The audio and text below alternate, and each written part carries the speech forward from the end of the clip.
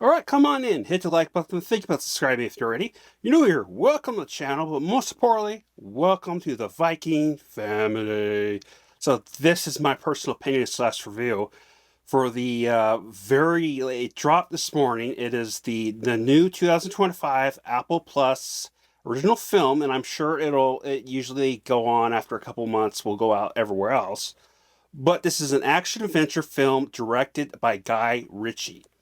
And it is called Fountain of Youth. Now, here is the plot, and there has been quite a bit of this biblical, mythical type of story being told over throughout years. I don't know how many movies there has been, but there's definitely, it's been thrown in here and there and in cartoons and stuff. But here's the plot of the specific one. Two estranged siblings partner on a global heist to find the mystical Fountain of Youth. They must use their knowledge of history to follow clues on an adventure that will change their lives and probably lead to immortality. Now, here's the cast.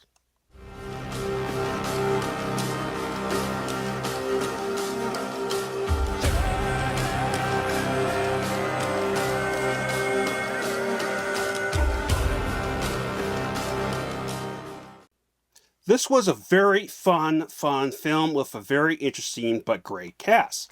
Honestly, it felt like a National Treasure reboot, but with its own twist to it. And it kind of felt like, I couldn't put my finger on it. I wanted to say James Bond, but I think that's a little bit pretty much stretching it when it comes to that. I think it's more of a, more action to it than the National Treasures, but then again, I haven't seen them in years, so, but I don't remember them being this, like, when they have action in here, a decent amount, it's like up pretty high for films these days. I mean, compared to, the earlier 2000s, but when National Treasure came out, but, all while having lots of dry humor throughout that actually was well done. Very evened out with the action sequences. And I apologize for my problems pronouncing stuff and stuff today. I'm just really tired. But back to the review. Most of the casting choice was surprising to me because I wouldn't have ever thought that putting John Krasinski, Natalie Portman, and Asa Garcia's in a film together, and how well the chemistry was between them three. As that being said, as much as I think most of the cast was amazing, I personally thought, as usual, Natalie Portman's acting was just okay, like mid-tier. And as I'm not saying I don't like her, there's certainly actors that I just dislike. I think, to me, she is standard. Nothing special about her. It's just like she's enjoyable, but she's really nothing that comes out of the cookie cutter mix, personally. I still liked her character nonetheless. The writing was good, but again, her acting wise, it was just okay. The story definitely was fun, but technically not really that special of an idea at this point, which is not always a bad thing. It's more for when you come to movies like this, or movies in general, it is about the entertainment value first. And I think I'm pretty sure, in my opinion, they checked that off on my list that this was actually entertaining.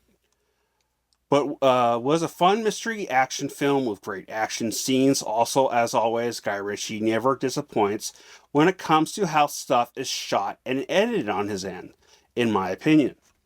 But here's my rating.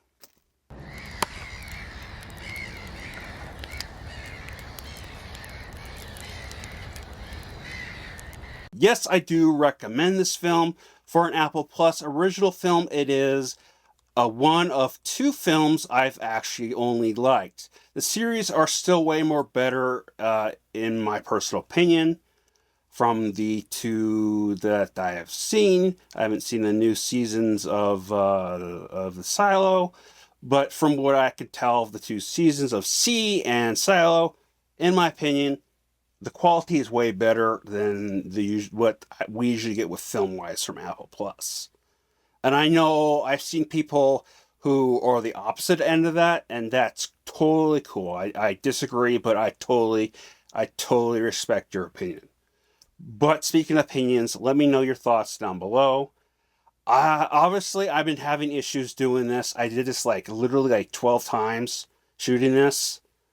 So I honestly don't know when or if there's going to be another review this week. And I don't know. I want to do. I'm hoping your thing goes better for my health by next week because I believe Sinners is something that I've been really wanting to watch, but didn't want to go to the theater for. Is supposed to be coming out next week, and if not, I believe Squid Games is coming season 3, the last season, or part 2 of season 2, as what we all really call it. For being real here, does come out next week, from what my understanding, the 27th. So I could be wrong about that, but yeah. So, anyways, remember, I love you all. Please stay safe. Give me all much of your love. Spread the love to each other. Remember, I love you. Again, Skull.